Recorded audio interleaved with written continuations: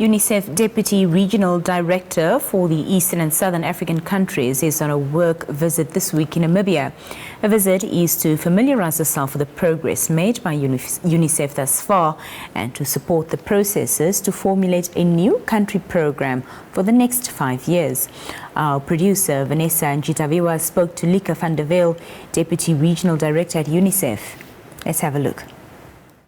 I was lucky enough to be here like 18 months ago to also support our UNICEF colleagues in Namibia to think strategically about what's next. And also this time I'm here to finalize, like you just mentioned, a 5-year country program where UNICEF decides together with the other United Nations agencies, but also the government, how best to support the government and others to achieve results for children.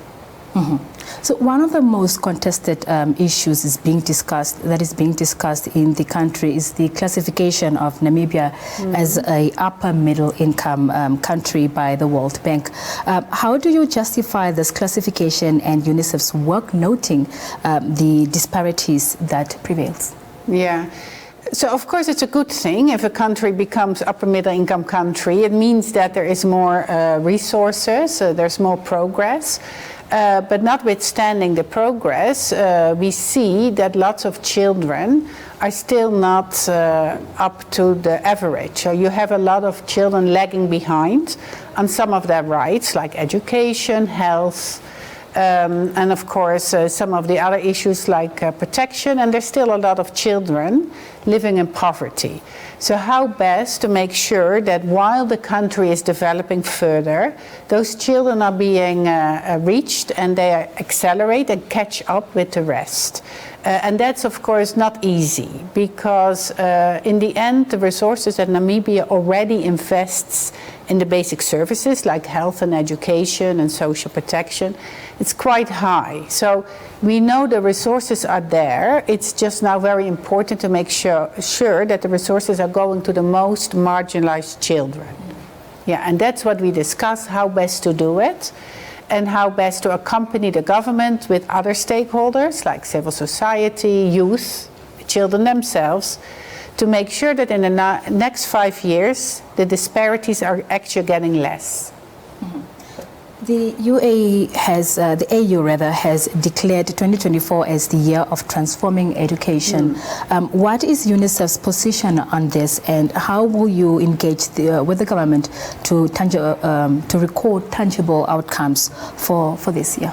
Yeah, that is actually a blessing, and congratulations to the government of Namibia. They have been a trailblazer during the year of the transformative education, doing a lot of work with other governments around the world, not only in Africa, to really make a change on how we do education, how we have children learning. We have seen that even if children are in school, they're not necessarily learning all at the same speed. So now it's a full year of education for the African Union, and we are counting on Namibia really to continue having that leadership role and make sure that every child in the Namibian schools are learning the foundations. And the foundation is learning how to read and write, and preferably in grade 1, 2, and 3. Because if you know how to read and write at a certain level, you become an agent of your own learning, right? You can take a book and you can start learning. You can go online and you can read. So investment in those early years are very, very important, and make sure that the children don't move to the next level without actually having this ability to read and write. And the commitment of the government of Namibia has been very impressive. And they have been talking, your minister and the president and other ministers have been talking to the AU leadership to make sure that everybody is investing in those early years and foundational skills. Mm-hmm. And one of the factors affecting or rather impacting children and families is malnutrition. What is UNICEF's position, or what is UNICEF taking to address such issues, or rather to address the intersection of climate change and children well-being in Namibia? Yeah, and That's a very fair question, because we see across the region those shocks that are caused by climate change, whether it's drought or floods or sudden onset rain, and it has an impact on food systems. For example, if a country was having agriculture, then the food system is affected, or even the fact that there's, for example, less healthy foods coming into a country, or the family, the resilience is less, and the mother and the father can't just provide that healthy diet for the child that it needs. Mm-hmm. So for us, what is very important is that we start early. So in fact, even when the mother is pregnant, healthy diet is the best way to make sure that the child comes into the world with the right weight and healthy, right? Then of course it comes to the breastfeeding. That's still the best way to get children safe and growing up in full health, followed by proper diet across their teenage years even. What we do, if that doesn't work, we support the governments together, or the families together with the government, to make sure that the family knows what a good diet is, but also have the means to access the right foods and to prepare them in a way that's healthy for the child.